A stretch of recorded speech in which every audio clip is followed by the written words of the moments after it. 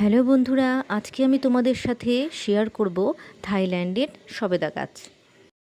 এই গাছটা কিন্তু আমি থাইল্যান্ড থেকে আনিনি, এই গাছটা আমার বাড়ির উপর থেকেই কিন্তু আমি নিয়েছি। ভ্যানে করে একজন এসেছিল অনেক গাছ নিয়ে, তো তার কাছ থেকেই আমি এই গাছটা নিয়েছি। আর দেখো কি সুন্দর সব গাছে ফুল চলে এসছে।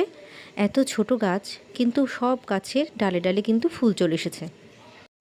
এটা আমার কাছে খুব আনন্দের একটা বিষয়, সেটাই তোমাদের সাথে শেয়ার করলাম।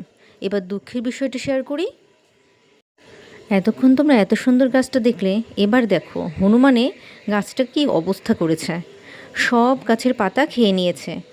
আমার ভাগ্য ভালো যে একটা ফুলও কিন্তু হনুমান ছুঁয়েও দেখেনি, কিন্তু সব পাতাগুলো খেয়ে নিয়েছে।